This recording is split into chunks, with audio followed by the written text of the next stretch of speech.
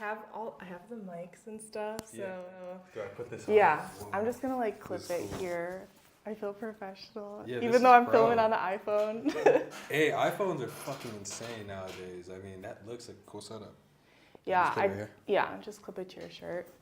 I got these, what are they called? Moment lenses. Okay. And so if you can see, there's like a little lens on the thing, and you can just clip them right to your phone, and it's like a camera lens. Oh, sick. So it does like a wide lens, and then they also have some that do like super up close. Fisheye. Yeah. I know a little bit about cameras. I nerd out on technology in general. Do you? Yeah, ever since I was a kid, my grandma would thrift shop and bring back a bunch of random shit. Cause she would send shit to Haiti and that's like what Haitians do when they come to America. Send stuff back home? Yeah, all the time. Like, it was mad annoying when I was a kid, but like now I'm like, I get it. That shit's so important. Like anyways, she would have me test all this shit and like, I don't know. I was like her fucking like tech for all the like simple shit like a VCR or like a fucking like a computer. You know what I'm saying? Like, did you fix it or did you figure out how to use it? Yes, but connecting cords and then like figuring out how to use it and shit. Cause that's some hands-on learning. Yeah, it's hella funny because I'm having these memories of my grandma just being like calling me and just like, I already knew what was up. It's like, oh, you got this computer from the thrift store. And so you would fix it and then send it back to her? No. I guess I didn't explain. So when I was young, my grandma would like watch me. My mom was super young. Mm-hmm. So like my mom had to work and I pretty much lived with my grandma and so I was Haiti? In Florida. Oh, okay. So like she took care of me from when I was like, honestly, till like the age of like 11 or 12. And yeah, so I learned a lot about like Haitian culture because I lived with my grandmother. Okay. Growing up, yeah. And that was in Florida? Yeah. Okay. Yeah, I don't know if y'all know this, but I moved here maybe like, it's about to be 9 years now. Okay. So I ain't not from here, yeah. No. Why was it Minnesota? Opportunity. I moved when I was 18. No, I lied. I moved when I was 19, about to be 20. And I was culinary arts in my background, so doing that for a while. And skateboarding, so I was at the skate park, met a buddy that was originally from Minnesota, and he's like, yo, I'm going back to Minnesota. Like, he knew what I was up to. I was like managing kitchens in Florida, and he's like, I'm going back to Florida. My parents have a restaurant. Like, we might need your help one of these days. I'm like, yeah, whatever. And at the time, I don't even know what the fucking Minnesota or Minneapolis was, straight up. Like, just on some down south Florida shit, like, just in my bubble. And he goes to Minnesota, comes back maybe like a few months later, and he's like, yo, like, I'm actually officially moving back. Like, let me know if you ever want to come out here and work. And a few months later, I just reached out, had like $5,000 saved up. And I'm like 20 years old, all like ambitious and shit. You're balling. I'm like, I got $5, this is enough. And I just packed up all my shit and I just dipped out. I just drove my car. So what year was this? 2016. 2016, okay. So we're 2 years out of high school. Yeah. I'm counting. I'm like, 2016. Yeah. How old are you guys? We're 28. Steeg's 29. When's your birthday, Steve? October 4th. Oh shit. Okay. Yeah, we're around the same age. Okay. Yeah. When's your birthday? The 24th of May. I'm about to be 30, dude. Oh, you're older than us both. Yeah. I'm like, wait, bro, that's so crazy. Shit. But we're like this. We're all the same age. I mean, I'm about to. Like, we watched the same shit growing up. Yeah. You know what I'm saying? Nick at Night and shit. But no, I'm about to be fucking 30. It's crazy. That's a huge milestone. It is, but I still feel like I'm like early, I feel like I'm 20 something. Like, yeah, like, I don't know. should be feeling timeless, and this definitely has to do with psychedelics, where like my wisdom for sure is like increasing, but like the fucking like I still feel good. You know what I'm saying? I don't feel like I'm about to be old. Like I know 30-year-olds that be complaining and shit. Like I get pains and shit, but I don't feel like I'm being held back from anything, you know? Like people feel like it's the end of the fucking world, but it's like I'm learning this is when our life is the best. Like real shit. Like we're all the connections we're making, they're so like real, and like less fake people in your life. You know what I'm saying? There's a lot of less of that is what I'm learning. That shit makes me stoked. I'm like, okay, I'm finally like feeling good around like I don't know, when I was in my 20s, there's so much more. I still want shit, but I feel like there's never enough. You know what I'm saying? I've always kept wanting shit, but I'm finally feeling like, oh, I'm stoked, man. Like this is fine. Like I'm fine where I'm at. I definitely value new opportunity, but like I'm stoked. Like I'm just like, fuck yeah. Dude, life is tight. I'm happy I'm here. You know, That's Minnesota. a good place to be, yeah. Yeah, for real, cause like it's heavy. Like it's heavy feeling like that. Like I'm having flashbacks of when at like early 20s and just like a lot of envy and a lot of like why. Now it's like, oh, I get it now. This shit ain't like shit's not for me, or like we have our own journeys and paths and shit like that. But for sure. I mean, you're still finding yourself and like trying to find your tribe too. And I hear a lot of times that like in your 30s and 40s, like you're not struggling to like find your career, like you're a little bit more settled and established, so it just makes everything a lot better. Absolutely, yeah. Yeah, cause like, yeah, fucking Florida mindset was I thought I wanted to cook for the rest of my life, you know? And dude, I'm so happy I got out of that shit and like. So how did that transition happen? Did you go from cooking, so you moved here and then you were cooking with your friend? Yep. At their place? And then how did that transition move into mushroom cultivation?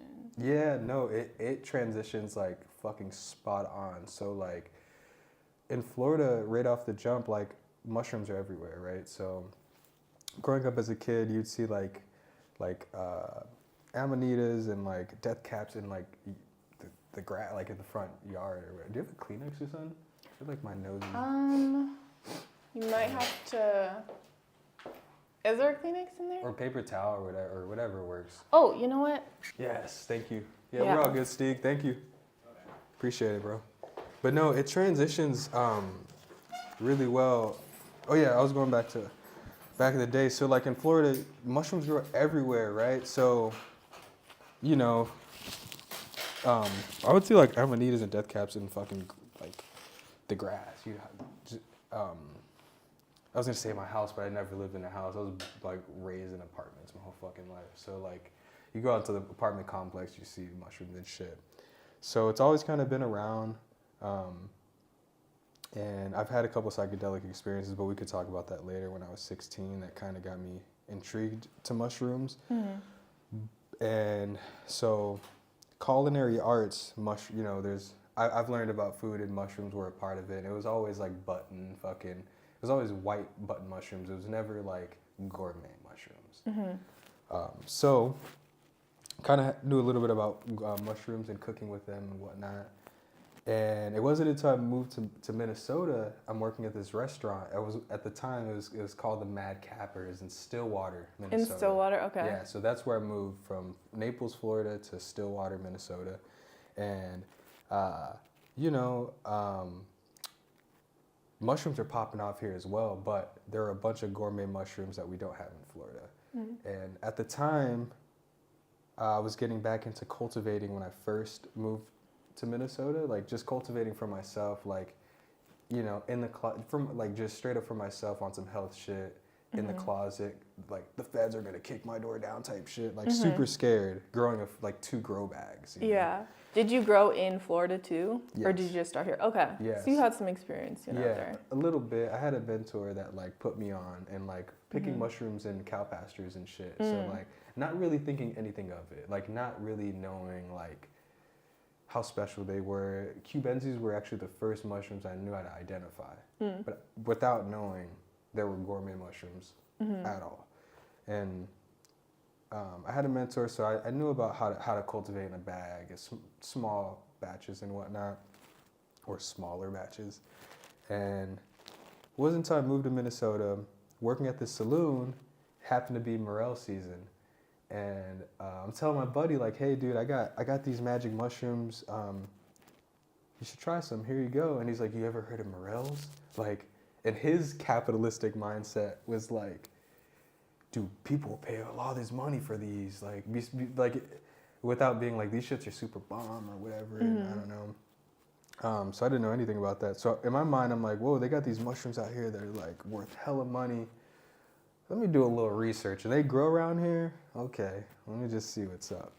So I do some online searching. Like, I'm watching some fucking YouTube videos, like how to find morels. And then I go out to this park called, I'm not even gonna say it. Oh, well, anyways, I think it's in Stillwater. I think you've been, but in, Stillwater area. There's a couple parks out there. I went to a park and I shit you not, like, I'm looking for a morel. I wasn't even looking for morels. I walk on this trail and I just happen to bend down and look. There's a fucking huge morel, like just standing up there. And I'm like, what the fuck? Like, this is crazy. And then I was like, oh, dude, I want to do this shit. You were hooked. I was hooked right away because, like, I can get deeper into, like, what got me intrigued, but the mushrooms just looked so fucking weird. It looked like it came from outer space or something. And I guess ultimately, like, the morels is what got me, like, really intrigued to, like, foraging really and getting to know, like, what other mushrooms are out there. Because before that, it was just straight up cubensis, and I was just like, oh, this is the best. But yeah, after finding a morel, it was game on. I was just hooked. I was gonna say that same day I found a bunch of morels. I bring it back to this restaurant, and like, I'm like over here telling my buddies, like, yo, look at all these morels. They don't give a fuck. And like, I'm picking ticks off the back of my neck. Like, what the fuck? What are these? Oh my God. Dude, like, huge sack of morels. I must have found like maybe 2 pounds my first go. Wow. Bring them back home, cook them up, like, and from my experience, this was my first time like eating wild mushrooms, right? So from my experience with mushrooms is like, you don't wash them. Like, a real chef doesn't wash fucking mushrooms. So I'm like, let's go. Just brush them off. None of that shit. I made this big ass batch of like morel mushrooms and rice and beans, right? Dude, I take my first bite of the morel, crunch, just like, it's like, fuck, dude, what? Like, this is what morels taste like? This is fucking trash. Like, all gritty sand in that motherfucker. It was gnarly as fuck. And I was like, these aren't it. Like, there has to be some other mushrooms out there that are like better than these. And that's what really got me into like foraging though, is like, like finding my first morel mushroom. Did you bring it back to the restaurant that you were working at? And did you like start to integrate that? Or were they just like not interested? I tried to, but it was a fucking saloon. So like, people aren't there to eat. They're there to drink and like eat cheese curds and shit. Like, and honestly, that was, dude, I'm so fucking Florida. Like, that was my first introduction to cheese curds. I didn't know what cheese curds were. And like, yeah, it was so fucking weird. It got even more weird because like I introduced like hand battered cheese curds to their menu, and like they fucking hated me for that. And it was like the best thing. I don't know. Because it was more work? Hand battered cheese curd? I don't fucking know. It was a weird thing that happened at that restaurant where I just found out like their family were like huge Trump racists. Like not that every Trump supporter is racist, but they were full on like saying racial shit. And then when Trump became like a thing, they were full on Trump, and I was like, holy shit, you guys are racist. The whole fucking, I should have known. Damn. Were there any like signals that Oh yeah. you saw? Yeah, it was a lot of like, Passive? A lot of passive shit, trying to like act black, you know, like saying like weird shit. And like also like, it was like a family owned business, and the homies' parents would like not even, like I was a kitchen manager, and there would be days where like, it's a small kitchen. So there'd be days where like the homies' parents wouldn't even say anything to me. Like I'm doing some wrong shit, and I'm over here like coming from Florida being like, hey, I could help you guys. Like I got experience, you know, like I can see what's going on here, but they didn't give a fuck. And anything that I would do where it's like, let's do like real cheese curds.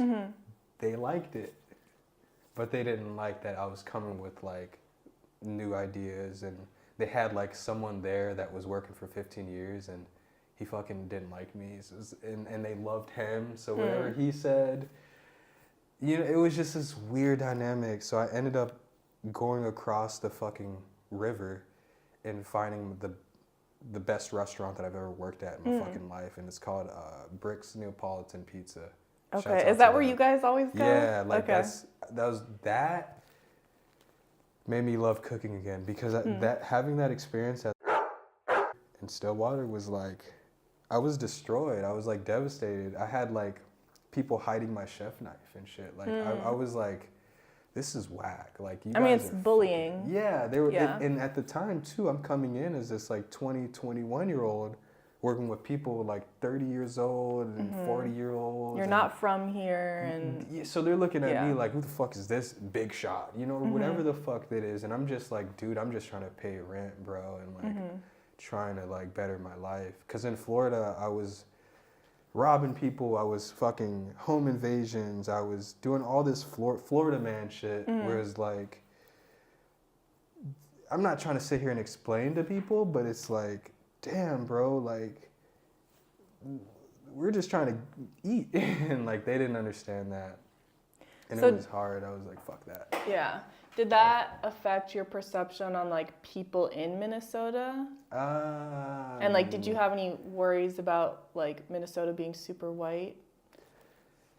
Yes and no. So like, I'm from Naples, Florida. Naples is really... I don't know anything about Naples. So, Naples, Florida is one of the, I don't know if it still is, but it was like the second richest cities in the U.S.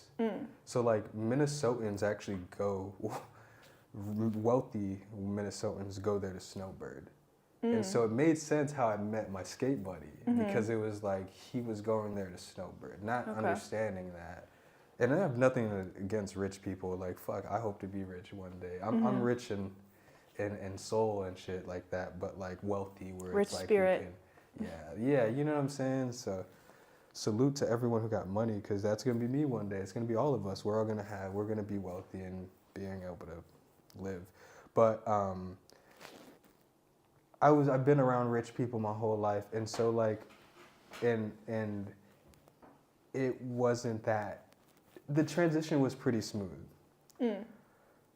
Where I've always worked for the man in Florida, especially in Florida, where like, you live in Florida, you get into that vibe where like, fuck, you'll never make it, because they make it seem like you gotta have all this money to actually like live.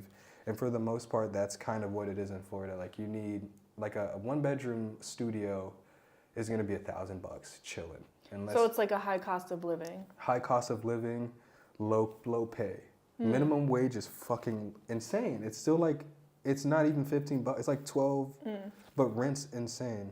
Is that what California is like? Because I know California is crazy, like high cost of living, but I don't know if the pay is low. Like, I feel like the pay is... No, the pay is better. I think. Yeah. I believe the pay is way better. Like, I mean, if you think about it, it has to do with, I don't know what it has to do with, but I think of like the immigrants there, right? Like I think about my family. I think about places like California, where they can get away with a lot of shit like that because there's people High going rates of there immigration. yeah, you know, like my family went there with a dream. You know what I'm saying? Whatever type of money they're making, they're stoked, and unfortunately, we know that. You know what I'm saying? Where it's like, we know what people are going through in their lives, so I People don't know. take advantage and exploit. Yeah. And it's kind of the, you know, same shit happened to me in my scenario, but it was in a different manner. But I don't know. I was used to it. Like it's so fucking weird. Like I was so numb to like all that shit. Moving to Minnesota, right? Like, rest in peace, the dude who got shot in St. Paul. Like when the dude who got shot on Facebook Live or whatever.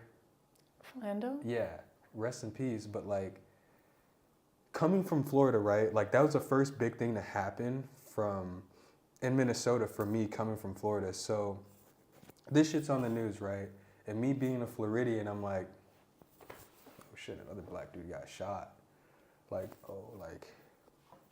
Are you talking okay. about George Floyd or No, Philando? yeah, the first dude. And Okay. yeah, so that was like earlier when I first moved to Minnesota. And I'm seeing that on the news. I'm just like, whatever. Like, another black dude got shot, whatever, woo. Because this is my Florida mind. Like, that's some Florida shit. Like, it doesn't fucking matter. Like, I know multiple people who've got fucked by the cops, you know, fucked over. What is the policing situation like in Florida? Like, is it a similar vibe to Minnesota? And like the relationship between like the police and community? Well, very similar,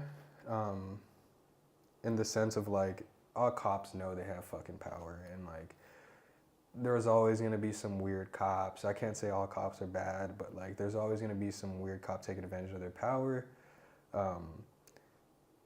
But when we're talking like city and suburbs, the suburbs cops are very similar to like Florida cops, where like, again, they're bored. They got nothing to do. But the Florida cops, it's like, you got to think of it like this. There's motherfucking cops that come out of state that go to Florida, and it's a vacation for them.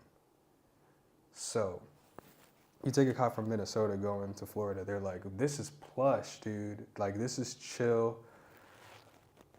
Weather's nice. I'm gonna live here forever. Let me be the ranking cop. Let me be that cop to fucking pop everyone. Let me get the quota that they're looking for, right? So I feel like the Florida cops are just mad ignorant. Like they want to live there. They want that Florida life. They want the sunshine. They want all this. So they're gonna do everything to fucking do to like meet that quota. Versus I feel like here in Minnesota, Minneapolis specifically is where I'm living, where I'm able to see the policing. Ever since the whole like George Floyd situation happened, I feel like no one wants to be that next cop. So it's way more loose. Like, I will smoke a joint in my car and not care, and pass a cop. I'll have a cop behind me and not care. Versus in Florida, if you look at a cop going the opposite way, and I'm saying this because it happened to me. I got arrested for the first time by literally looking at a cop head on. And this motherfucker, I'm looking at my rearview window like, is this motherfucker gonna turn around? Wow. Turns around, pulls me over. And at the time, my buddy had a weed grinder. So like, we got arrested. And that's how it is in Florida. It's like, if no one takes the blame, everyone gets arrested. And that's how I've been arrested. Like, that's how I got arrested for the first time, was my buddy had weed, and then, is it yours? No. Is it yours? No. Okay. Everyone's going to jail. Perfect, you know? So yeah, that was kind of a tangent, but it's always the weed grinder. That's how we got too. Dude, they're so bored. They want something, bro. It's like, it's so annoying, man. I'm like having backflashes of this shit. Like, I maybe had like 3 encounters where like, either I went to jail or almost went to jail. My friend had to go to jail because we had dude, it's like, I've never gotten caught with more than like an eighth. We're going to jail for it. Like, and this is a whole random or side note, but it's kind of messes with my head too. Like, so I'm dealing with all this trauma with the policing shit, and you know, Clement, Dr. Dabs was recently talking about this shit, like the OMC fucking up with early licenses with like social equity and all this jazz that they're trying to make themselves look good. So like, I'm signing up for this assuming like, oh, maybe I'll be one of the people because I got arrested, paid all this money and to get early licenses for this cannabis industry because I want to process cannabis. Okay. And apparently that doesn't matter. Like apparently to the OMC, if you got traumatized and you went through all this shit and you got your shit expunged, that doesn't matter. So I think like it just ties in with how fucking weird these like rules are that are made by the higher up. I don't know. It fucks me up a little. It's like performative equity implementation, but like it doesn't actually do anything. Yeah, exactly. And so that, I don't know, it messes with me too. Because I think about, again, all these experiences, like, dude, getting your car towed when you're 18 is like huge. You don't got $500, like, you know what I'm saying? At least I didn't.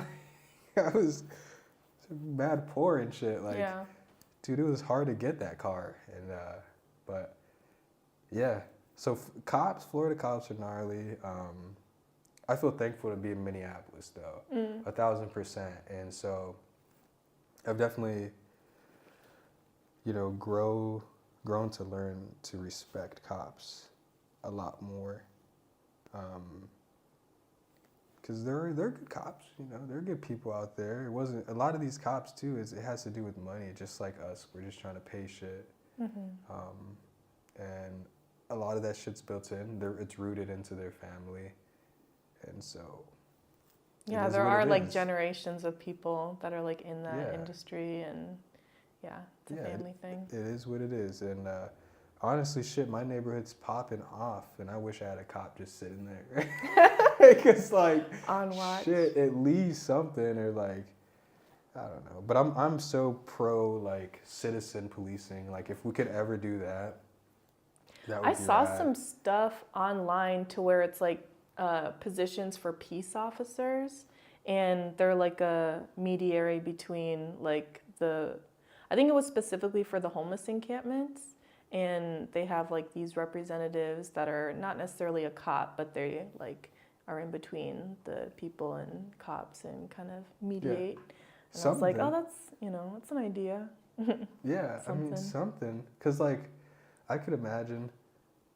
Like, fuck, even if there's someone just standing out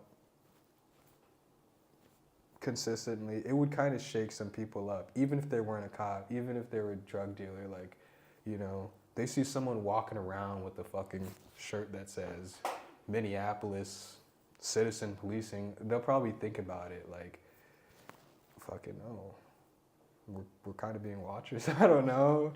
But, where'd you get this shirt? I'm pretty sure Stieg has this shirt. Yeah, we spoke about this. Shouts out to fucking Agar boy.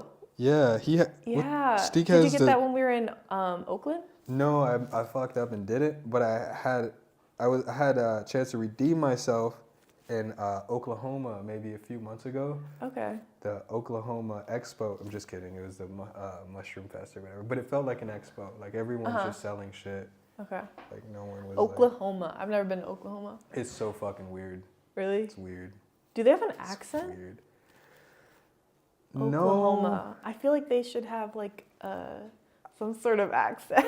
I don't think I met anyone with an accent. Okay. But it reminded me like kind of like Florida. And I didn't realize how close we were to Texas. So like I've never been to Texas, but I could imagine it's kind of hot, like really flat, hot as fuck. Farming.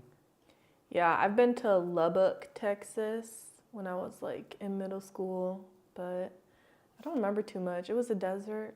It was hot. It was dry. They have big belts? Big belts? I don't remember. I didn't see any like stereotypical people that I can remember. I need to go to like Houston or like, you know, Dallas, some of the big cities. Yeah. I think that would be crazy. I haven't spent a lot of time in the South. Okay. At all. So like I'm definitely interested in going to like Georgia. I feel like I went to Atlanta, Georgia when I was like really young, but not in my adult years. I think it would be pretty interesting to check out down south. Me too. Atlanta specifically, they seem like they got a mushroom scene out there. Yeah, like a cool mushroom scene and like a vegan scene. Like they're popping with that shit. Like, and it seems like a community. Like that's one thing I've noticed and I really enjoy about like what they're doing out there. I know a few chefs and like a few people that are growing mushrooms and just foraging shit, and it almost seems untouched too. Like they don't have as much mushrooms as we have here, but they have a nice morel season, chanterelle season. Like they have all the top ones. And I have a homie that lives out there, and she always has a killer year, and it's like, it's not really a thing. Like they have, I think I just started following like this Georgia hiking club.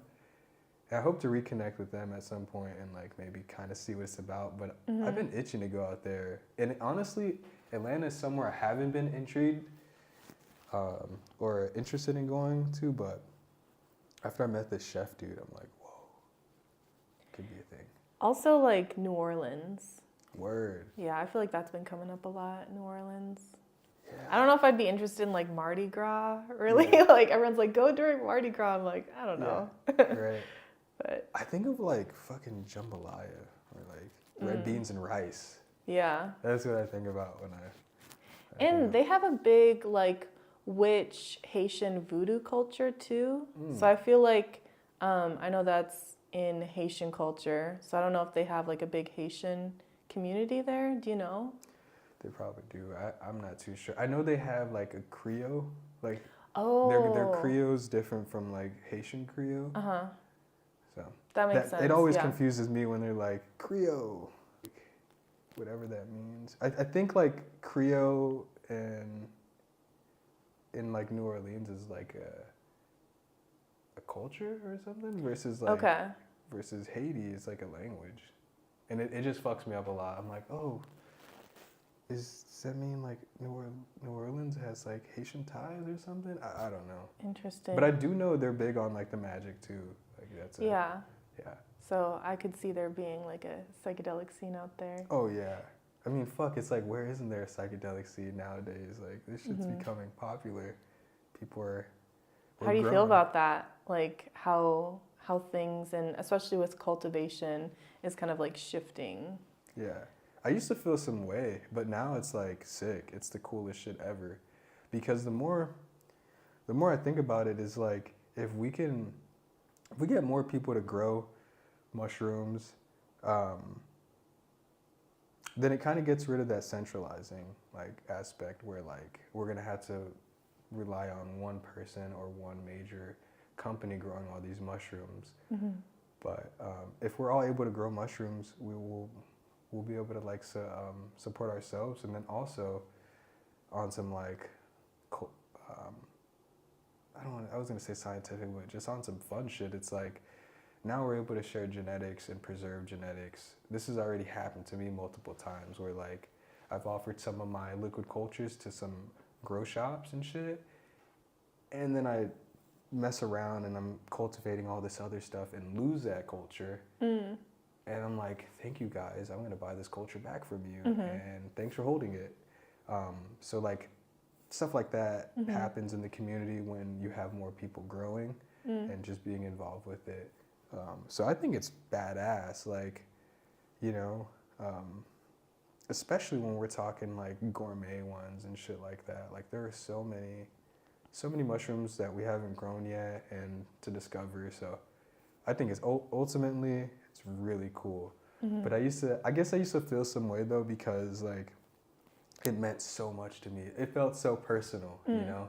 I think like with most cultivators is we have this experience and we want to baby it, or we want to like make this our thing, or like, and you know, I kind of done that in a way by teaching people. So I think that's what made me feel better about it, is like after I taught a couple people, I was able to realize that, like, oh shit, it's bigger than just me teaching people. It's this community we're building, and that community will last forever. Like, I think of the person who taught me how to grow mushrooms. One of his things was like, teach people how to do this, you know? And it's making a lot more sense now when I'm getting the community feel, and someone's hitting me up, sending me pictures of their mushroom block, and it's like super like easy answers, but it's cool to have that community, right? To just like, it made that person's day. Like, I remember when I didn't have a community to ask questions. I didn't have like Steek to hit up and, yo, what do you know about these cultures or whatever? And all of it was like, fuck, okay, we're trying this. Let's see if this works. And it brought a lot of stress, you know what I'm saying? So I know just answering those simple questions for someone in the community just helps them, and it gives them the confidence to keep doing what they do. So it's fucking rad. Yeah. I think it's the coolest shit ever. And that's a huge reason why, sorry, I'm gonna wipe my nose again. It's a huge reason why I'm doing the grow kits and the supplies. Like, I ain't making money from that shit, but I know people who, the right person who gets it, it's gonna inspire them to grow. You know, it's really cool. So how did you come up with the mushroom block? Oh, and like, man. Yeah. That's a fucking great story. And I've been waiting to tell people this story because, like, it sounds like a basic ass name, but like the story's mad fucking interesting. So a few years ago, I worked for a Target photo studio. So like all the shit you would see in the ads, you go into Target, all the fucking photos you see, like I could name some of the colors because I was a scenic painter, so I would. Yeah, you were painting backdrops and stuff. Yeah, not really like Picasso. Okay. But like, it sounds super fancy, but really it's like I was a motherfucker painting like the scene, like their faux houses and like backdrops, and you know what I'm saying. The coolest thing I've ever got into is like making faux marble and like textures and stuff like that. But for the most part, we're painting red and white, fucking blasting mannequins and shit.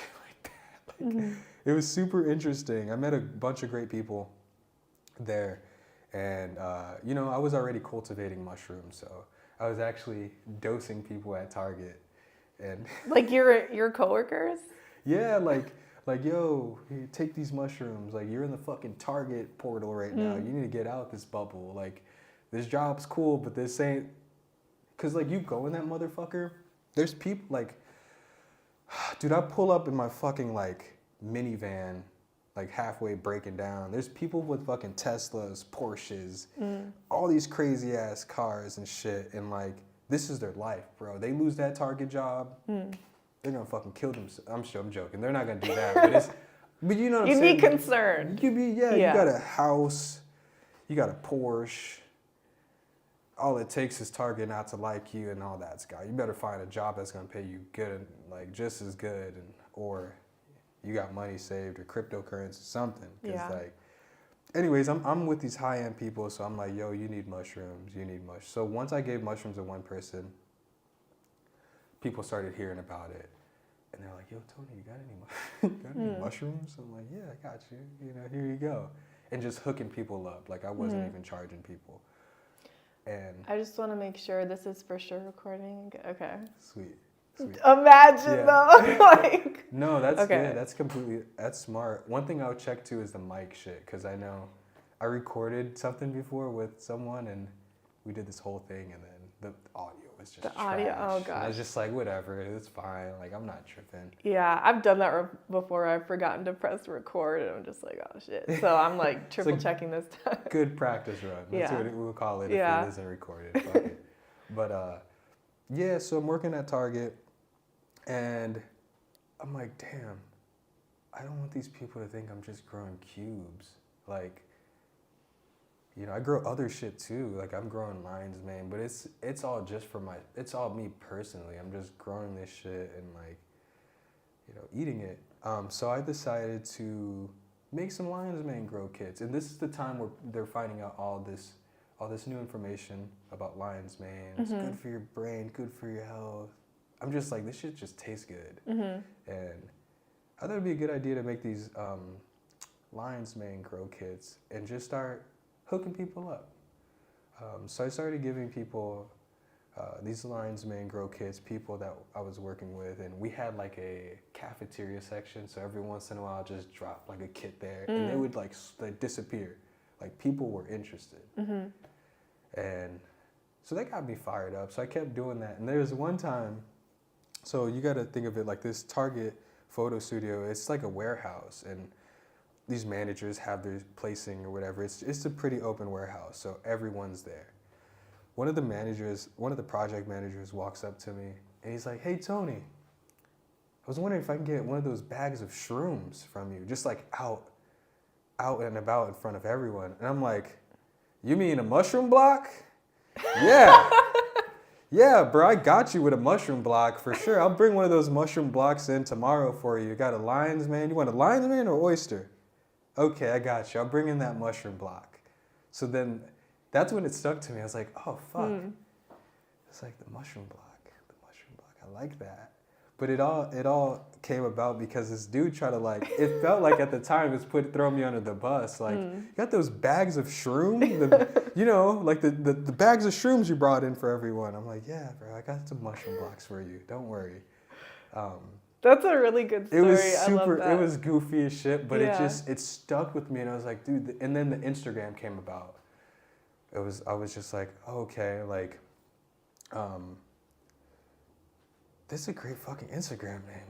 The mushroom block, like, clutch. And part of it too was I had a homie that got into cubes, and right away he started an Instagram, and he's posting all his shit. Like, I'm talking like 30 tubs. Like, and this is someone who I taught how to cultivate mushrooms. And I'm like, holy shit, dude, this motherfucker like stepped it up, like big time, and he's showing it off and everything. And I'm like, oh, no fucking way. I'm starting my Instagram right now, dude. Like, this is what people are on. Like, people are showing their shit on because you got to understand, like, I started growing mushrooms back in like 2013, like way back, and like Shroomery, if you know about that, the Shroomery was like a forum, like a website that had a forum of like mushroom cultivators and a bunch of fucking weirdos that just like closet growers that were afraid to talk about what they're doing. So, like I mentioned, when I grew like my first flush of mushrooms, or one of my first flushes, because before it was just like picking on the wild, I was scared as shit. I thought the police or the feds like knew that these, like, the veils popped and like, you know what I'm saying? I'm like, holy shit, they're gonna kick my door down type shit. And so posting something on the internet was unheard of, like big no-no. So I'm seeing this dude that I taught how to grow mushrooms posting all his flushes. I'm like, oh dude, I gotta start the mushroom block shit. Like, I gotta do this. I gotta like show people what I'm up to and start meeting people. And that was the best decision I've ever made when it comes to like the cultivating side, because I was able to meet you guys. Like, yeah, I was trying to think, how did we meet? Yeah, you guys, I think it was the second conference you guys hosted. Okay. And I was like, what the fuck? There's a community out here. Like, again, like I had no idea people were like talking about mushrooms like that, because again, I was a closet grower having these effects that I thought were so prolific and weird. Like, I thought I was not going crazy, but I thought I was just an outcast or fucking just weird, and like, which I was completely fine with. Like, I've always been a weirdo. Like, skateboarding, I'm a skateboarder, so we've always been outcasts. So eating mushrooms and being a weirdo and being by yourself, shit was always normalized to me. And are you an only child too? No. Okay. No, I have 2 sisters and a brother. Okay. And I'm the middle. You're in the middle? Yeah. Do you guys talk? Oh yeah. Yeah, now we do. A lot more. And I actually, I've been able to get them to have their first psychedelic experiences, which is really cool. Um, yeah, and it's changed their life too. So I know I'm not tripping. Yeah. In a good way. But yeah, like yeah. Forgot where we're going with this. I started thinking about my family. I'm like, oh damn. I gotta call them. Yeah, and like mushrooms has brought me closer to my family too, because moving to Minnesota, so from the time I was 16 to about 20, 21, just a lot of answers. I had a lot of questions that weren't being answered. You know, like I grew up poor, no father in my life, just struggling, and so there's just a lot of answers, or a lot of questions, and I was just like trying to figure this shit out, and kind of being a teenager, like my mom doesn't care, like she doesn't understand like any of this shit, and so it was easy for me to just like just have a huge move like Florida to Minnesota, just like that. Like I didn't tell anyone in my family. No one knew. My mom didn't know. None of that. Like I was lying to my grandma. I felt so fucking bad. Because I lied to her, and it was like, I'm So did you just disappear without saying anything, or was it like the last day you were like, actually, I'm moving? Yeah, last day. I'm not that green. I could be on some shady shit, but I was like, man, if I die, I want them to know, like, shit, I was at least trying to get somewhere. You know what I mean? Not just like, where's my son? Yeah. And like, I don't know. I think, I guess I've always had like a bond with my mom, even though I was a rebel. I knew like deep down she loved me, and like I just like, or it's like that, or like part of it, like the ass whippings I used to get, where it's like, I know if I didn't tell my mom something, like, it's just like, I'm gonna get that ass whipping later, so let me tell mom where I'm going, you know. So yeah, I didn't give a fuck. Like it was just easy for me to just move, and like not say anything, and just kind of start fresh. Start completely fresh. Florida was gnarly. Like, again, it's not for the youth. It's for people who have money. It doesn't matter what part of Florida you're in. You got to have some sort of asset or some route in places like Florida. So it's like touristy. All day. I'll go to Florida and be there for a week all day. Like, but as far as living, I would go crazy. Unless I'm out in the woods looking for mushrooms or something like good set, but yeah, you just need bread. Yeah. To make it work. Yeah. That makes sense. Yeah. Okay. So you are comfortable posting stuff on Instagram? Because that's something we always talk about, and like we're still not like super comfortable with posting things on Instagram. And I always get worried about the shadow banning, because I feel like since we talk about psychedelics a lot, like we have a hard shadow ban, and that stresses me out. Yeah, it's real. Yeah. Yeah, I'm definitely not comfortable with posting stuff like,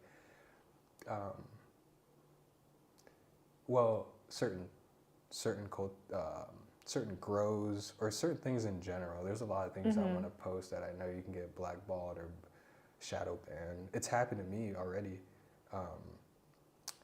but I love posting my like your gourmet grows. Honestly, the shit I'm posting on Instagram is more so like wild mushrooms. Even my gourmet grows, I'm like, it's not that crazy. If I'm growing something fun all day, but even some of the stuff that I'm working on, I don't like to post too soon. Just because it's like, I don't want to. A lot of this shit on Instagram is like flossing, so it's like I don't want to like give people mixed ideas of like,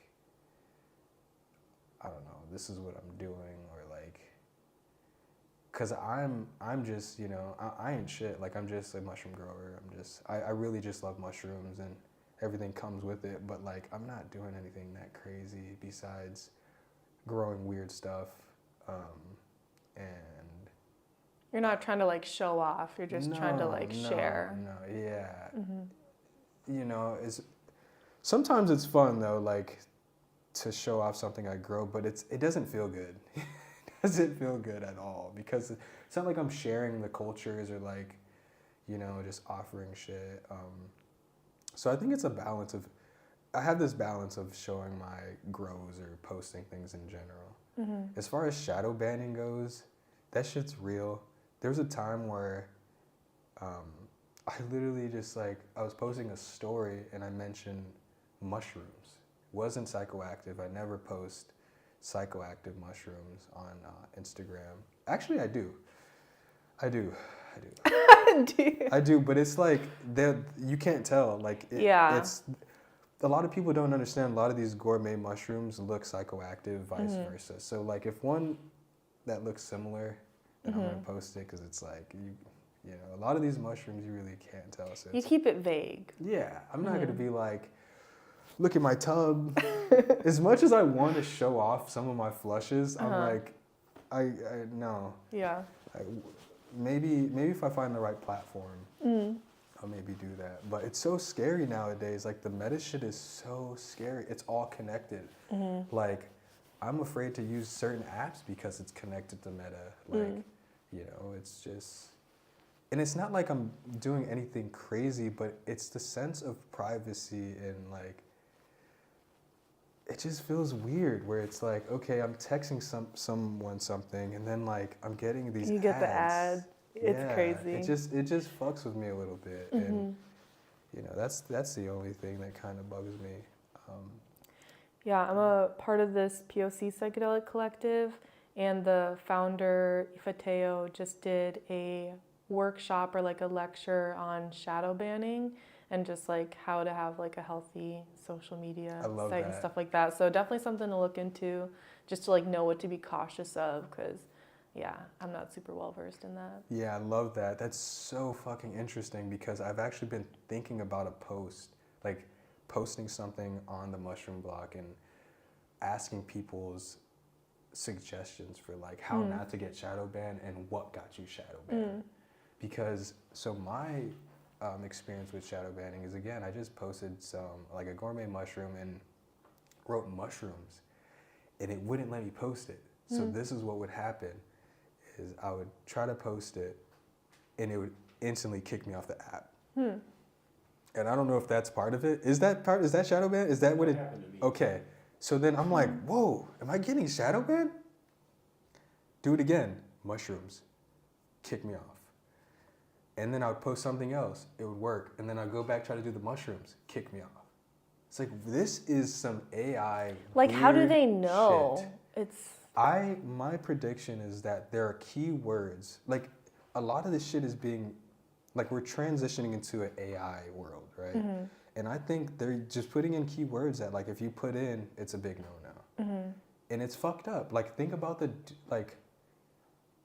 fucking healthcare dude who got shot for, like, the AI shit. That's so weird. I know someone personally who went through that. Like, I know someone on disability that literally is on disability that couldn't get treatment, like, last week because the AI shit generated that he wasn't qualified, and what he had to do was call them, and they were like, "Oh yeah, this was an error. You're totally," you know what I mean? I'm like, that's fucking weird. So I don't know. And again, I fuck with AI. Like, don't get me wrong, but there's a time and place for AI, and then also it needs more work. And it's interesting that like they would apply shit like AI. They would use AI when it's not official yet, like, but I don't know. And for something so serious like healthcare. Yeah. Like, okay, you can use it to help you write an email, but like in a life or death situation, like don't subject it to AI. It's crazy. It blows my mind. But shadow banning, going back to shadow banning though, it's a real thing. And I mean, nowadays it's safe to say social media is just as important as other aspects in other people's businesses. So like fucking with someone's business and sales is a huge thing. Now they can't eat. Yeah. You know, that's a big thing. And So it's tough. The shadow banning is mad interesting. I honestly have been afraid to post things about psychedelics, you know, like, nowadays, like, oh, dude, I got an interesting story about like shadow banning in a way that I would want people to hear about. So, last year I had an opportunity to do this. I think I mentioned it to you guys. Like, I had this opportunity through Target headquarters, not the photo studio. And this had nothing to do with me working for the photo studio, because the headquarters and the photo studio are completely different. If you work at the headquarters, you're like working for Target. When you're working at the photo studio, you're contracted. You know, I wonder if we're gonna have to bleep some of this stuff out. No, we should put out. Well, I just mean, like legally, because whenever I'm watching YouTube videos, they're always like, burp, yeah. burp, burp. No, that's fair. You know? No, that's fair. But this shit, I think they should hear about. So, no, for real, Okay. like, because it's mad sus. It's, Yeah. But and this is a lesson for a lot of people to take in as well. Like, the shit we're posting on, it depends on what you're doing, right? So, like, if you're an advocate for psychedelics, cool. But like my Instagram page is like educational. It's a hybrid. I want to say everything I'm doing is a hybrid, honestly, because I'm just learning from everything. And I had an opportunity from Target headquarters. They were totally down. They wanted me to do this like foray for like 60 people and all this shit. So I was trying to propose. I reached out to y'all because I was like, this would be a good practice or just a good way to do a mushroom festival. And it wouldn't be like, this would be the perfect opportunity. It's Target. Like, they got the bread. They want to do something with the community. So I'm thinking like, perfect. I get some homies in. We could all get paid and we can all fucking like do something for the shit that we're already doing. It ain't like we're just fucking, let's do this. It's like, we're already doing it. Let's make this happen. So I was riding them back and forth. And it got really weird. It got really, really weird. Where they were so down. Like, we agreed they want to do this. We had the dates. We were going to go to Afton. I'm sorry, not Afton. Fort Snelling, because it was in the city. And then they hit me with the, would you be down if we paid you in Target gift cards? Stop. And then I was like, I need a couple of days to resonate on this. Let it like, marinate a bit. Yeah, I'm like, I'm broke, yeah, for sure. But what the fuck am I gonna get at Target? Like, I don't need a TV. Their produce, it ain't even from Minnesota. I don't wear Target clothes. I maybe get some socks and underwears and shit. But what the fuck am I gonna spend $500 at Target? So it took me a couple of days. I'm sure if I really, cause dude, I go in Target and buy a bunch of random shit. So like, that's what I'm thinking in my head.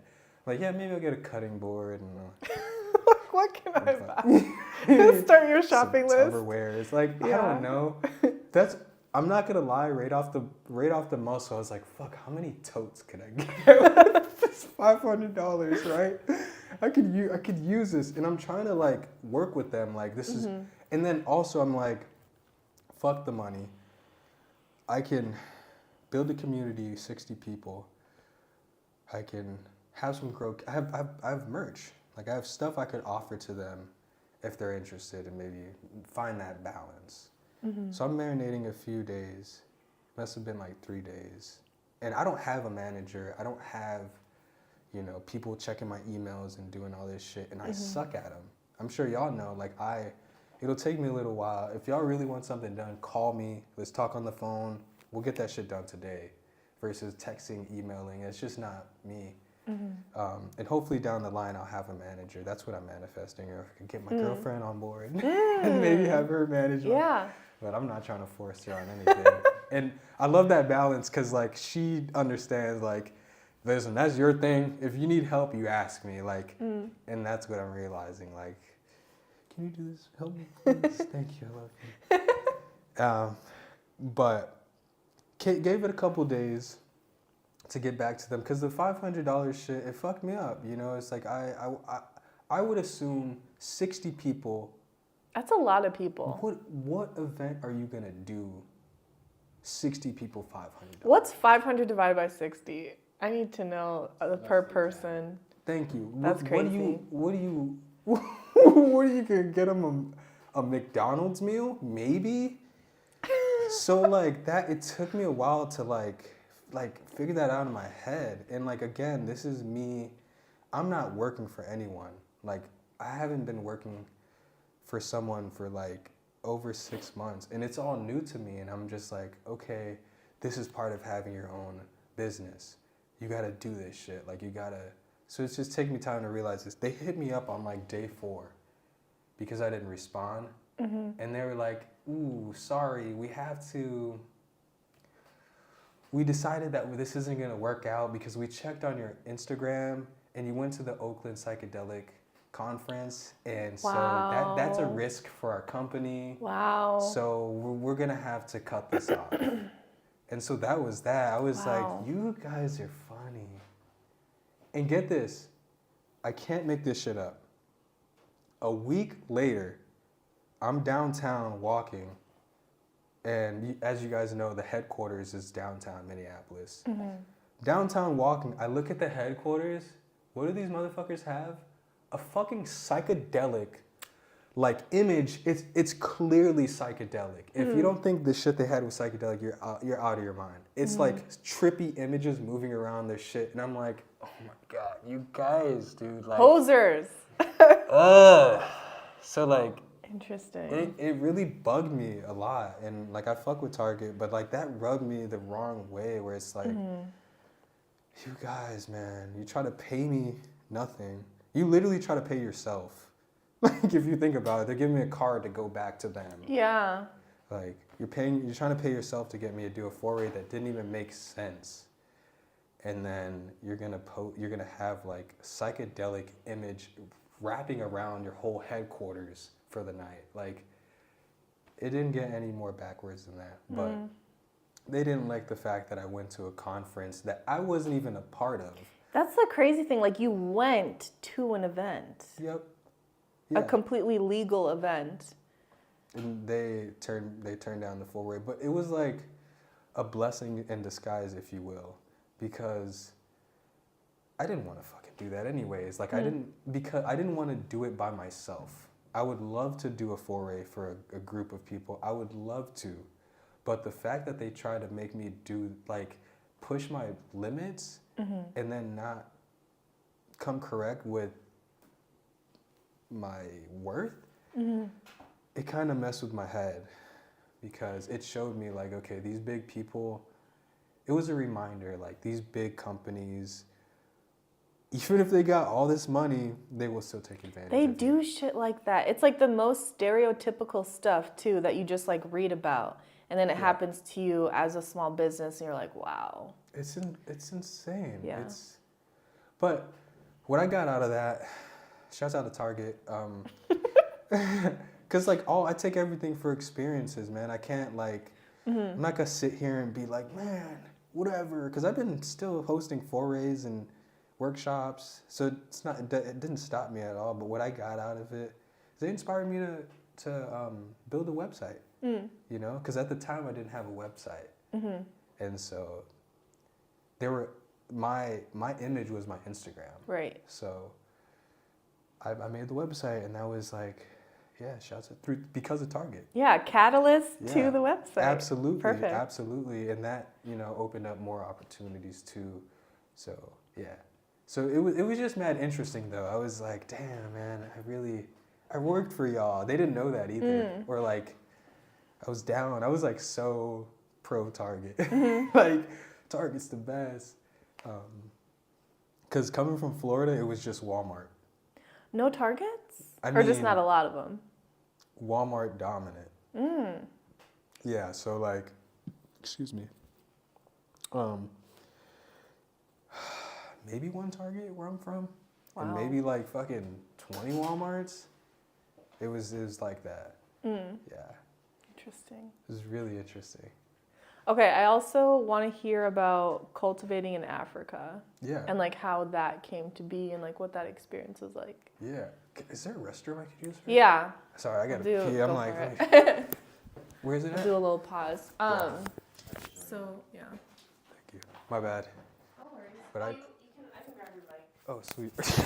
That's a good idea. Yeah, so Africa is a beautiful place. Shouts out to Africa. I had the opportunity to teach and set up a lab in Monrovia, Liberia, West Africa. And that came about because I've been hosting workshops for the past year and a half. And I guess I'm just gonna narrow it down.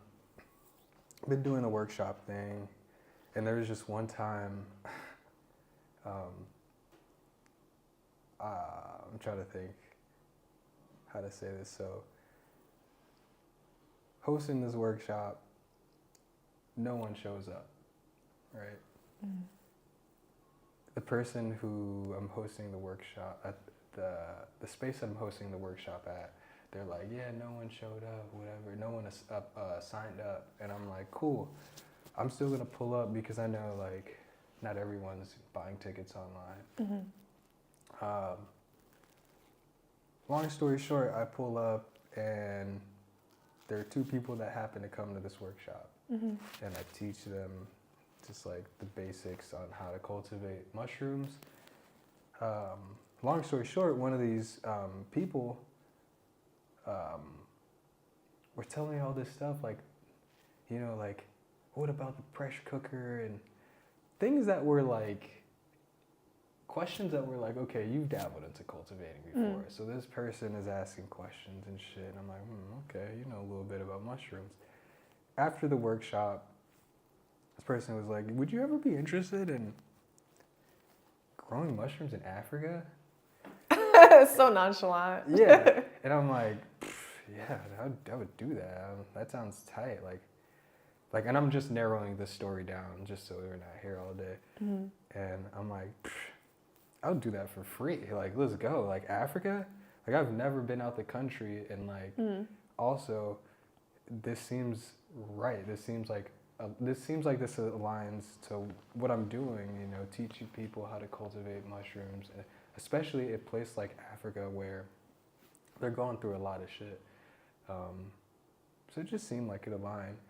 And, you know, we exchanged information, whatever. And I like to marinate on shit sometimes. And part of it is I'm busy and I'm doing things. So this person reached out to me via email, and I was like, okay. They're checking to see if I'm still interested. I'm like, yeah, this person, sure. They want me to go to Africa, sure. Mm-hmm. They reach out again, like, hey, I'm just double checking to see like if you really want to do this. And I'm like, oh shit, I actually really might be doing this. And their whole intention was to pretty much like cultivate gourmet and medicinal mushrooms for the community to sustain their community. And they explained that to me more, and I was like, I'm down. So that's kind of how that opportunity came about, was through hosting workshops. So I encourage anyone that's interested in like hosting workshops and forays to just keep doing it and grind it out, because opportunities like this happen. Wasn't expecting it at all. And so we planned the trip. Good. Were they from that area in Liberia? Correct. Okay. Correct. So this is a private investor. This isn't like a big company or anything. This is a private investor who wanted to give back to the community. Yeah. That's awesome. So it felt right. I feel like that's the way to do it. Like just Yeah. working with one person, like it just feels a lot more organic. Oh yeah. Yeah. I think like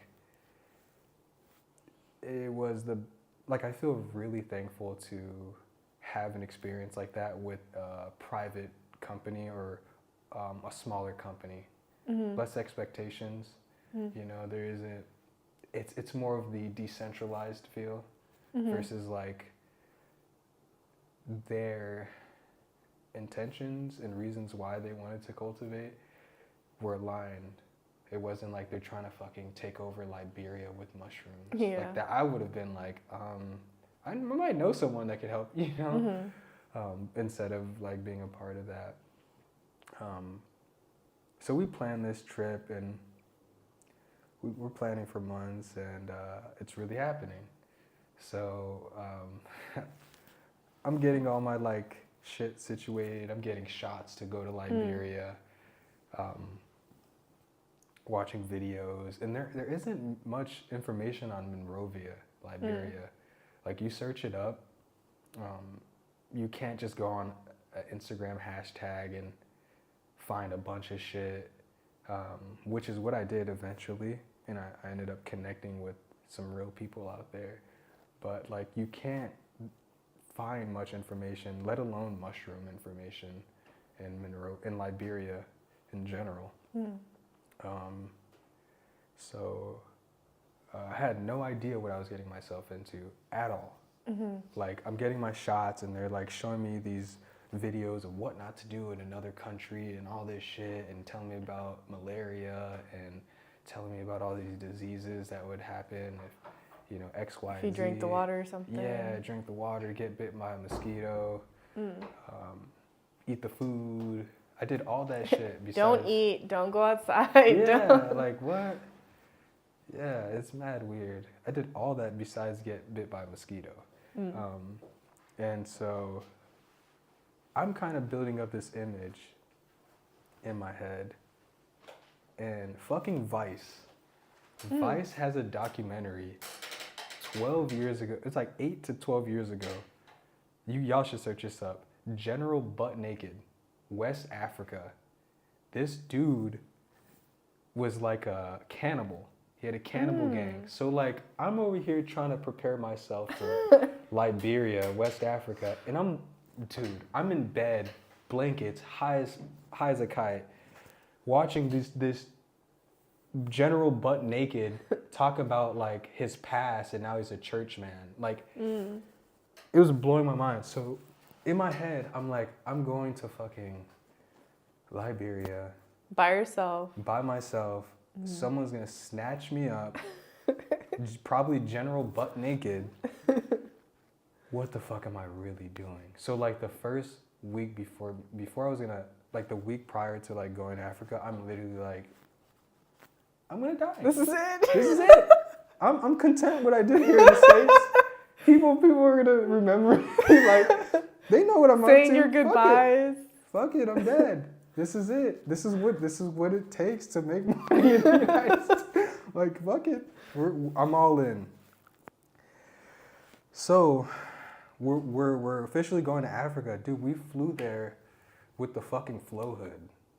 Whoa. With the flow hood and lab supplies and shit. And that was bizarre to me because in my mind, I'm like, the dimension of this flow hood is not gonna fit. Like how the fuck? And it was like the perfect dimensions. Wow. Checked? Yeah.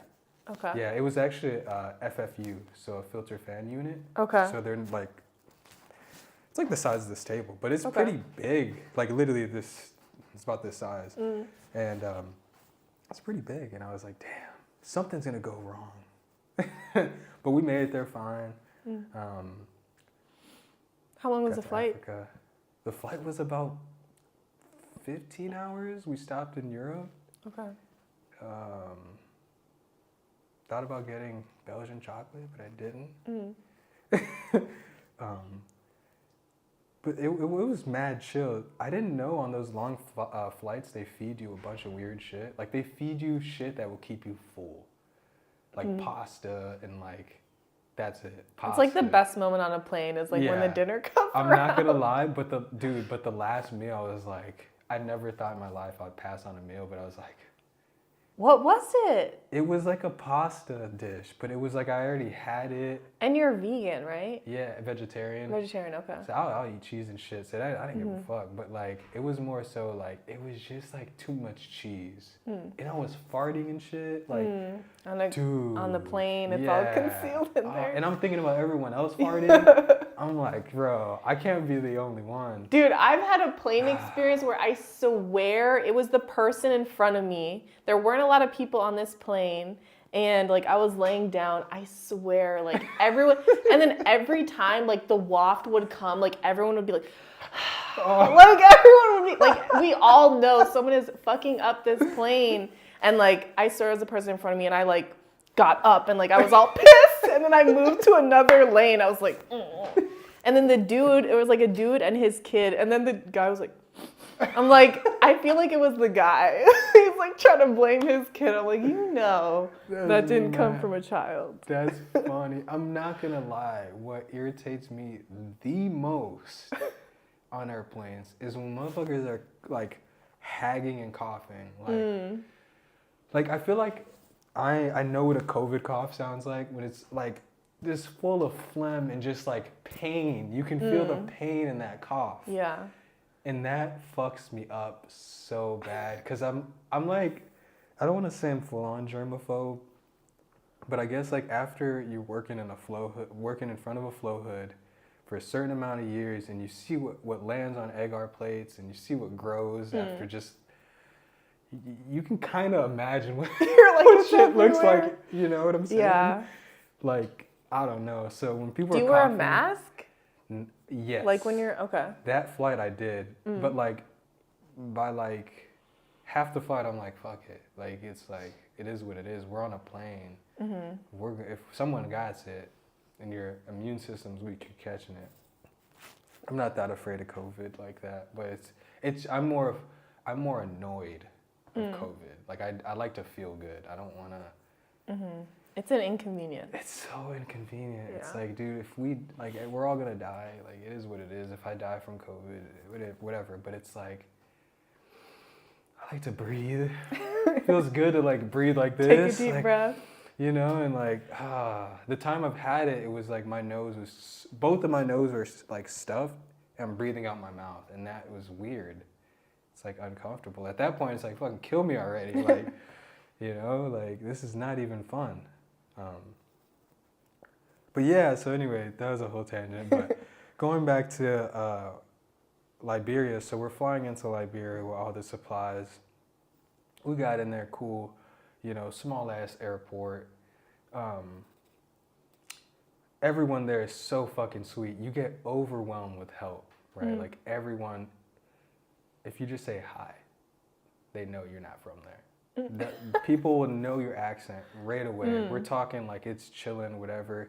You say hello, everyone's gonna want to try to help you. You know, you're getting. Do they all speak English or do they? Yeah. Okay. They speak English, but they have it's an accent. French accent? No. They were colonized by Americans. Oh, okay. It's fucking weird. So Americans, like, interesting. they took them. I don't know too much history on like that shit. I'm gonna be straight up. Like I dropped out of high school and shit. Like I'm more on some spiritual shit, just like living life and shit.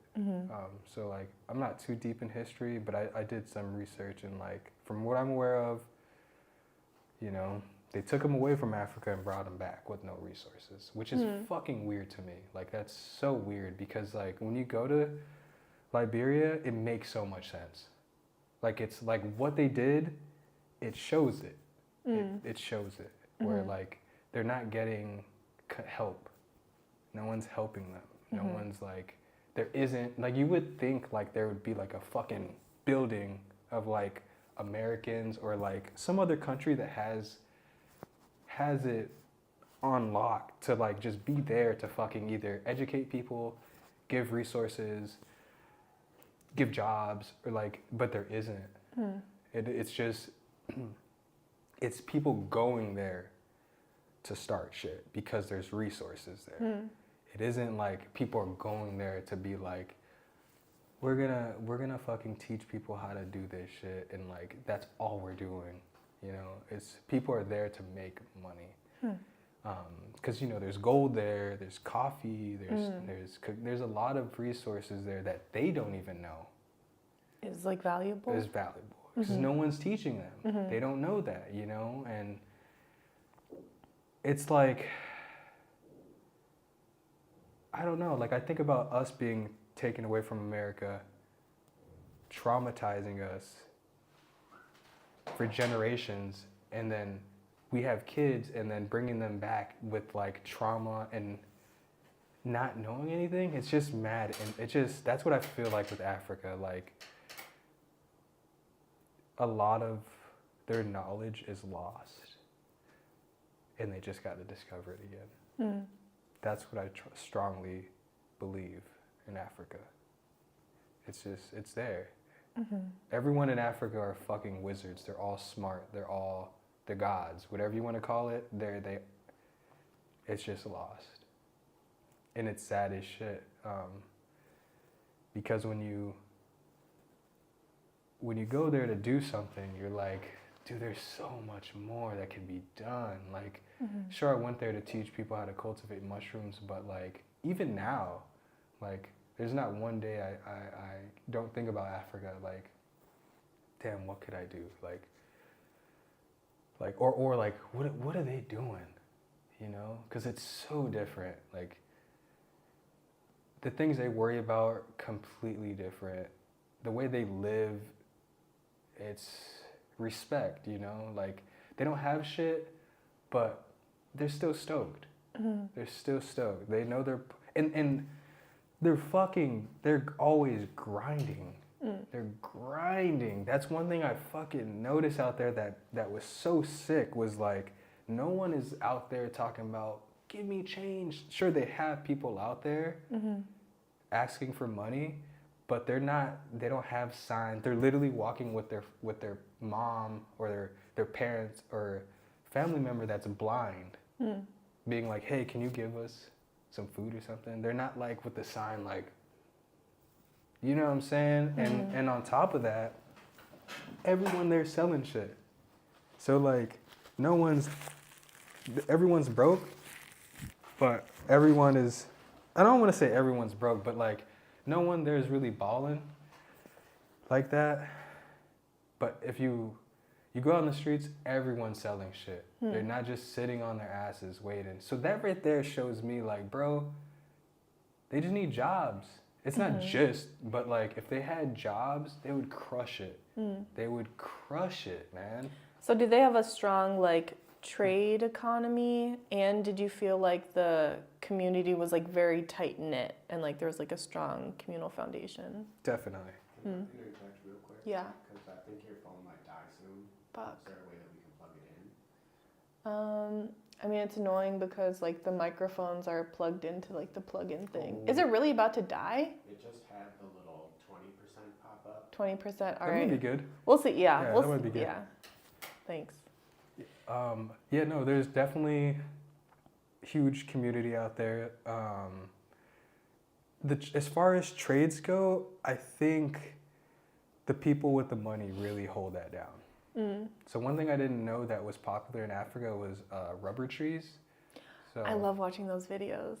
I've never seen You it. haven't No. seen it where they slice the thing and then there's like a coconut or a little bowl and it drips into the bowl and then they take it out and there's like this little half moon of rubber.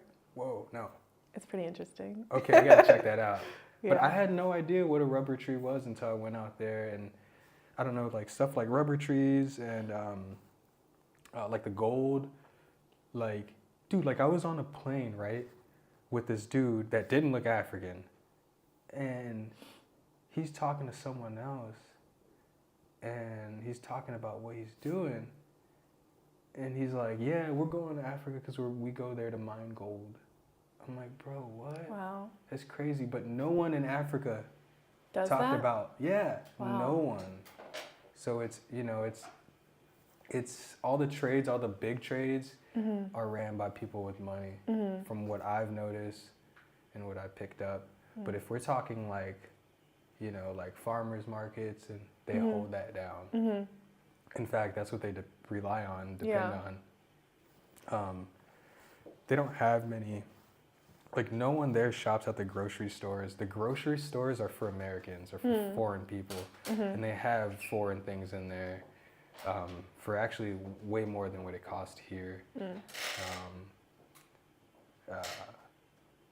Trying to think, but the way their economy works seems like the foods that they're selling and reselling. That's how people are making money.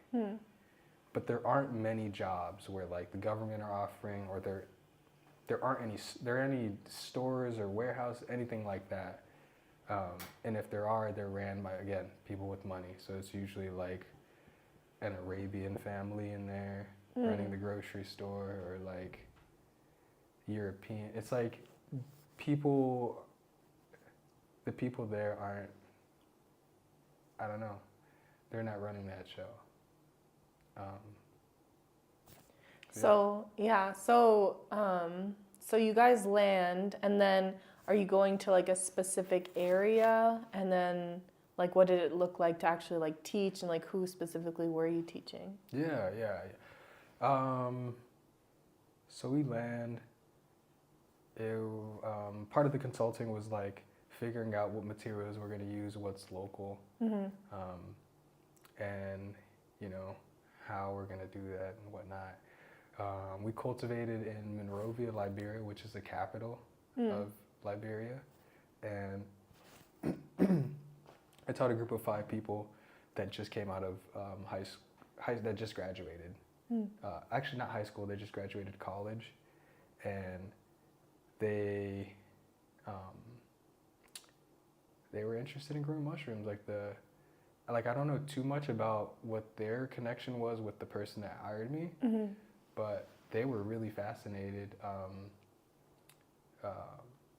So what that looked like, the teaching was, I broke it down into the lab design, and then, resources. So I designed the lab. First things first, landed, get some fucking coconuts.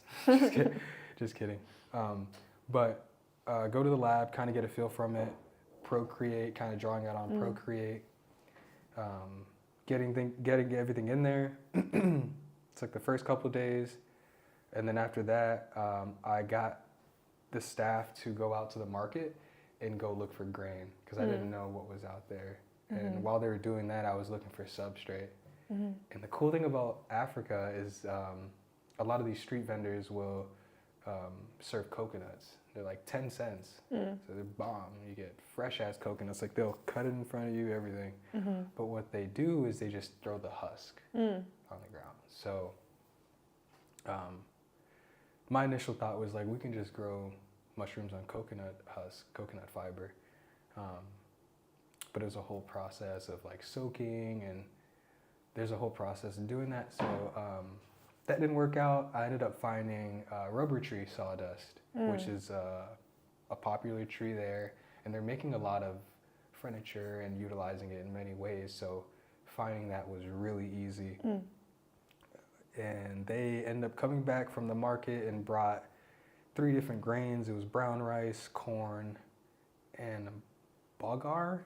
Bulgur? Yeah. It's like brown. I was like, what the fuck? Like, what is this? I've never had it. And we just decided to use corn. So that was really cool, is we're utilizing like stuff that's grown there. I did bring a culture there. I didn't feel too good about that, but it's just to get stuff started. And the plan still is to find something there to culture. I just didn't have enough time to. And yeah, kind of a little bit more about, trying to think more about that process. So yeah, so we got everything we needed. I taught them how to sterilize grain, utilize it, sterilize substrate, actually pasteurize substrate, and what else? Lab work, like how to use a flow hood, how to take tissue samples, how to make transfers, how to inoculate, all the basics. Yeah. And I was just really hyped on how great of listeners they are. Shouts out to my homie Jutumu, Fit. There's two Fit and Faith.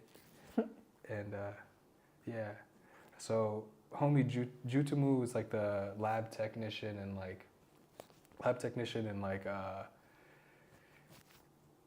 he inoculates the bags and stuff, if you will.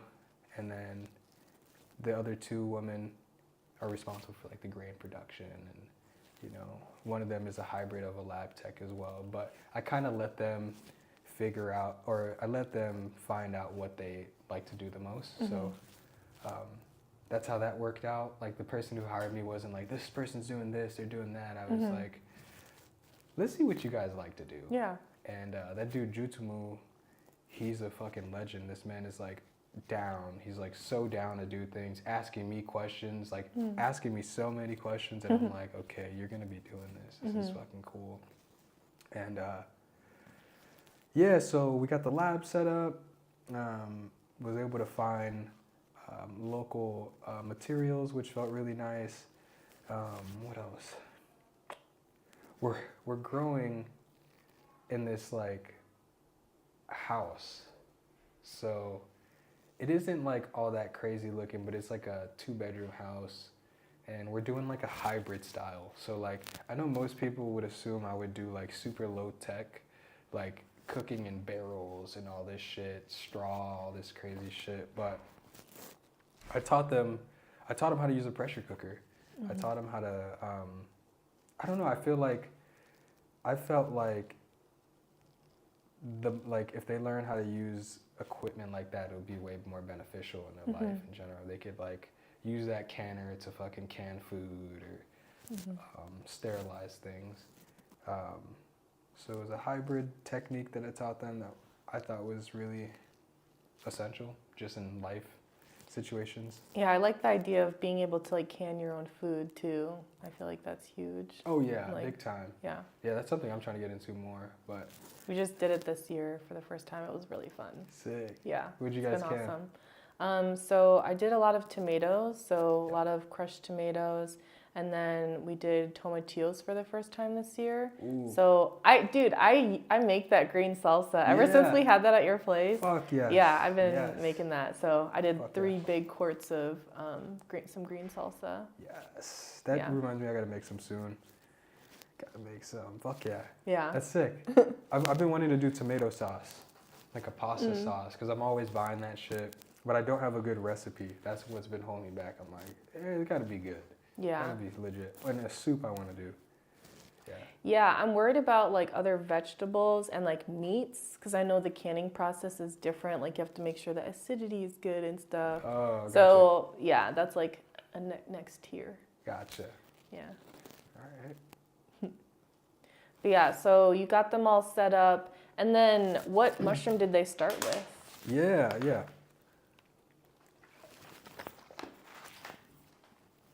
I brought a Pleurotus ostreatus, so like oyster mushroom. It's a basic oyster mushroom. And I thought that was a great start because like really easy to grow. And I believe it's not invasive. Like the way we're growing it and the techniques that I taught them, I believe it wasn't anything to worry about. And I mean, I was there for 2 weeks and we were able to fruit mushrooms. So that was another reason why, is because I knew it was something that would grow fast. Right. And I wanted to show them like, hey, look, we can grow mushrooms this fast. And so yeah, oyster was the one, but I ended up, while I was there, I had some free time to go look for mushrooms myself. And honestly, I was looking for like a magic, like an active mushroom. And that was really fun. Like I was able to go inland into a spot called Bong County, which is about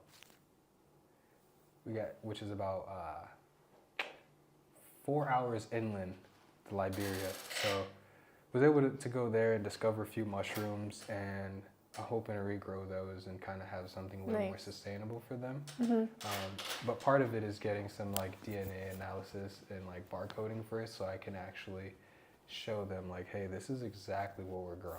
Right. Yeah, instead of like, I think this is an oyster. Mm-hmm. Because what a lot of people don't know, there are a lot of mushrooms growing in Liberia. Just isn't any information out there. You'll maybe find a couple mushrooms on the internet, Mm-hmm. but I don't know what it is. Like, I don't know if they're having issues with internet or what it is, but the students that I taught, they had to pay for iNaturalist. They had to pay for iNaturalist. They can't use certain apps there. So like I think that's really interesting where like I think a lot of information isn't going to their, I don't want to say on purpose, but like there's some restrictions Right. with information there, which I think is so fascinating because when you go there as a foreigner, you almost feel like you just time traveled. You know, it's like, what the fuck? But they know how to do TikTok dances. You know what I'm saying? It's like, okay, tight. I mean, Well, soon they'll have it and we won't. yeah, right. That's so interesting. Though. I don't Like, think it's whoa. gonna happen, but I feel like you this know has what happened to happened- Vine, so Wait, Vine it got yeah, canceled? Vine was banned. Really? Yeah, Vine got banned back in the day, and TikTok. I just can't. Weird. They can't do this. Yeah, that's Yeah. So do you have plans to go back at all, or do you guys still like stay in contact? yeah. I definitely have plans to go back. So while I was out there, so funny. I'm rubbing my fucking tiny ass mustache. I'm like, this thing, it's not itchy. I have a follow up in spring this year, and then I made some connections while I was out there too. So I met some great people. I met a fucking awesome photographer, Remy. Shouts out to Remy. I met him through Instagram because I told you like hashtagging. Like there's no information you can find on Liberia. So I met this person because I hashtagged Monrovia, Liberia. And this person had like drone shots and beautiful images of Liberia. I mean like this person is on some like BBC photography shit. And he captured Liberia in the best way possible that made me feel comfortable. So I was able to connect with this person. We kicked it off right away. He fucking rules. He's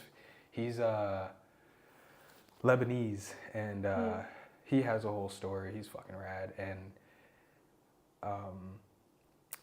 he's been taking photos of mushrooms before I even met him. Like he's been crushing it, right? And he's been going inland. Like we have so many similarities. It was like I was meant to meet this dude. And so now we're working on like making a field guide or like a zine or something for Liberia to identify at least the gourmet mushrooms. So that's something that I plan on going back to reconnecting with him for. Then I also was able to like be a part of this Liberia Investors Conference that the person who hired me got me a booth for, which I wasn't expecting. I was like, well, I guess I'm going. That's all. Yeah, that's right? huge. Right? And so the day before, though, I ended up going inland into Bong County and finding these mushrooms. I was really looking for the, they have this mushroom called like the termite mushroom, which is supposed to be one of the biggest mushrooms in the world that grow in these termite mounds. It's fucking insane. Interesting.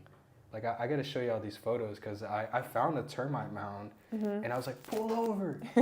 we got to check this shit out. And like, dude, this thing is like, it's like as tall as that. And it's a mound full of termites. And I'm looking around. There wasn't any mushrooms, but that's what I was really looking for. One of the mushrooms I was looking for because I wanted to try to regrow it.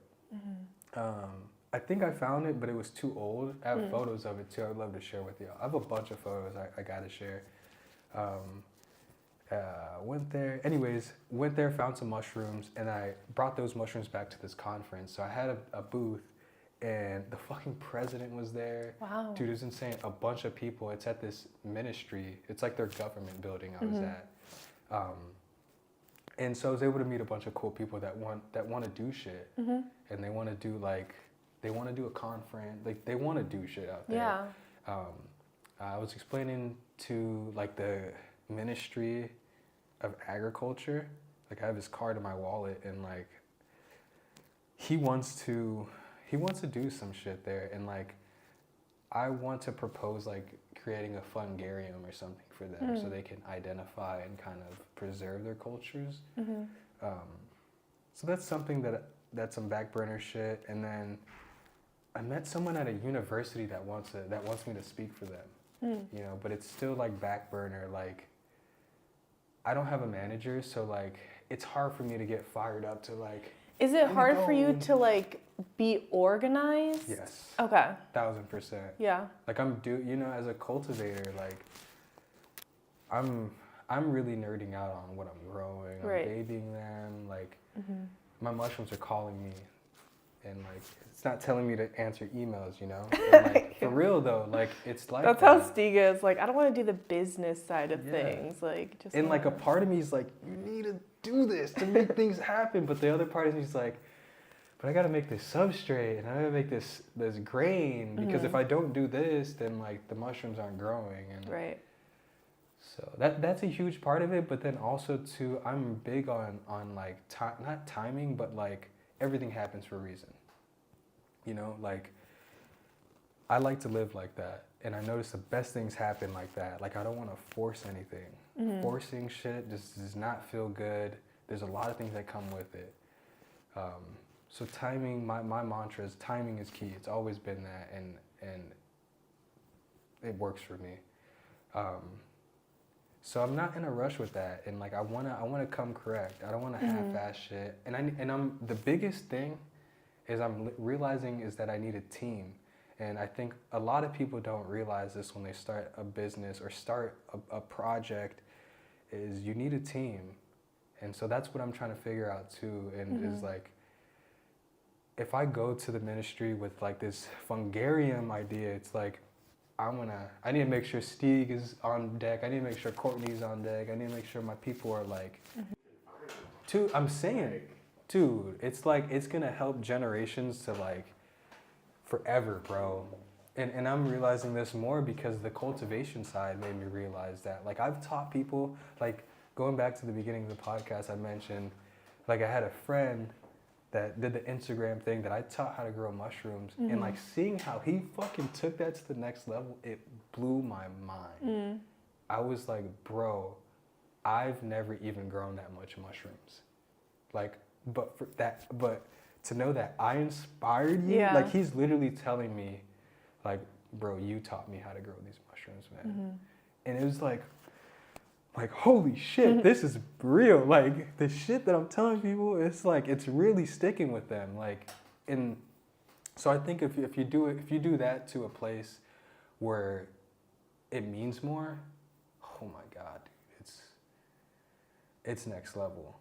And I got a taste of that too with the homie Jutumu. Like that was his first time even knowing what mushrooms were, you know? And like he's locked in. This dude is locked the fuck in, like asking me all these questions. He's interested. So I just think it goes way further than what we think. And I think education in general, not just mushrooms. And I think that's my biggest thing of it all with like, if you're ever going out to a place like Africa where it's bad or not bad or just like third world, I don't know. They have like a different set of like resources and just different lifestyle. Oh yeah. Yeah, but our knowledge, like what I'm trying to say is our knowledge goes so far out there. Like it like the shit we do every day, it just seems normal.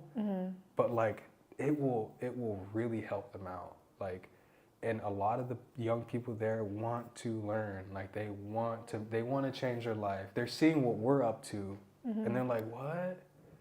Like, and that fucks me up too, that I have African followers. You know what I'm saying? Like the shit that I'm posting is like they can't even like imagine. Like, like it blows my fucking mind. It literally just like, again, like when you go to a place like Africa, it's like you're seriously in another dimension. It's like they're years back.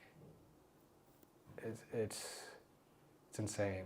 And then you go to places like Tokyo and you're like stuffing into the future. Okay, so I'm glad we're talking about this shit because me and my buddy, this is gonna get kind of psychedelic. Me and my buddy was on some, it's already fucking psychedelic. Let me take that back. But me and my buddy were talking about, some sci-fi shit. Shouts out to my homie Shock. Man, we were talking about dimensions and shit, right? So it's like, how do we know when we step into another dimension? And then like examples of getting into another dimension, right? Like death. Like we don't know when we die. So for all we know, that could be a way of getting into another dimension. Not on some suicidal shit. I love my life. I'm stoked. But like that person you want to be, you're already it. Literally everything you imagine, what you don't have, what you're manifesting, it's already there. It's already there, but it's a different dimension that we're not in, you know? And so like, we're talking about all this shit, and it made me think of like, maybe when you go to Africa, you are like actually in another dimension. Like literally, maybe when you're going to Japan, you're in another dimension because it's so fucking different, and you could think of it like different states too. Why is the United States, we're progressing, like we're like everyone kind of knows the same shit. You get what I'm saying? Like when something happens, we know, you know, but when you go to another state, you're like, this is different. Like I'm in another fucking time zone, or like. And you are time traveling. Yeah, it's weird as fuck, but I feel like on some real shit, like even if you go to like California, they're doing shit. They're like, I know it's not that advanced, but they're doing shit that we're not doing here, that people aren't doing regularly. Like sick clubs, sick things. Like they're consistently doing sick shit. Why aren't we doing that here? I know it's cold or whatever, but it's like, you would think, okay, if shit's popping, like if something's popular, it's gonna be like that and all the same, like the same all around, but it's not. It takes a long time to reach the Midwest from like the coast. I feel like they tend to be like trendsetters and stuff like that. I don't know if it's like the dense population or if that's like where Hollywood and stuff is. But it like slowly meets us. We're just slowly getting into the dimension. It's just the waves coming to cover Minnesota. I mean, when we were in Norway, like we were listening to the music that's in the coffee shops, and it's like it's American music from like the 2000s. 2000s pop music, and we were like, what are they listening to? Like, dude, it was interesting. I'm telling you, it's I'm not a firm believer, but it's fun to like think about that, because it's like, dude, when I was in Africa, I swear on everything, I felt so futuristic. Like, and I was on everything I believe, I was wearing these same ass pants. Like I don't buy clothes. You felt like you came from the future. That's crazy. It was literally like, dude, I swear, I'm like I dropped out of fucking high school. I'm not some smart ass motherfucker that's gonna break down all this shit.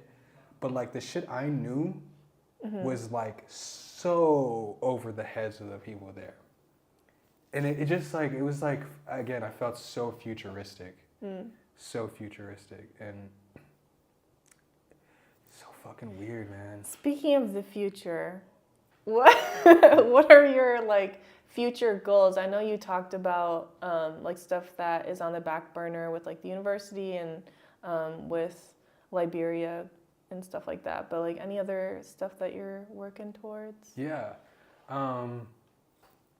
Besides mushrooms, I plan on processing cannabis, because here in Minnesota it became legalized. So I plan on tapping into the cannabis industry in that way. By processing, I've always been fascinated in preserving certain certain chemicals and compounds in cannabis and mushrooms. So like washing cannabis and making rosins and resins, I'm totally into that. So that's that. And I have a lot of friends into it, and cannabis is my introduction to mushrooms. So I've been smoking cannabis or consuming cannabis in different ways since I was 14. And I think the cannabis experience is what made it so easy for mushrooms, because I was like, yeah, I've had an altered state of mind before, plenty of times. And so that's that. And as far as the mushroom block goes, I just plan on to educate more people. I'm getting more into consulting, so helping people grow their own mushrooms and do more things like the Africa trip and helping people set up labs and being a part of like the psychedelic movement and helping shit move with that. And honestly, just growing mushrooms. I'm always going to be growing mushrooms and educating people. That's the main thing. Yeah. And how can the community support you, and like where can they find you? Yeah. I mean, if they wanna holler at me, reach out for a workshop or a foray, that'd be tight. Also, grow kits, you could support us by grabbing a grow kit online. Got some grow supplies. We're gonna be rolling some new product here out soon that I think people are gonna be interested in. Hint, hint. Some manure stuff maybe. some cool stuff maybe. Awesome. Some good collaborations coming up. Yeah, collaborating with people. I think that this year that's what I'm all about is collaborating with the community. Not just with people, but like people who are aligned with what I'm trying to do. Just like some cool, honest, real shit that's made with love. And that's pretty much it. Like I just want to grow mushrooms and be around mushrooms for the rest of my life. And I think agriculture in general, like, it just rules. It's a community building thing, and a lot of the times it's great for our health and can help us become more connected with like this planet Earth we live on, you know? For sure. Yeah. Awesome. Whether it's food, mushrooms, all that. This shit's all tight. All the things. Yeah, it makes you, I swear, like growing anything makes you a better person. You kind of understand a lot of stuff. I mean, connected to the things that you're consuming. Absolutely. Yeah. Yeah. For sure. Cool. Yeah. Awesome. Well, thank Yeah, you. for sure. Yeah. Thank This you. was fun. I feel like this was a good first, like,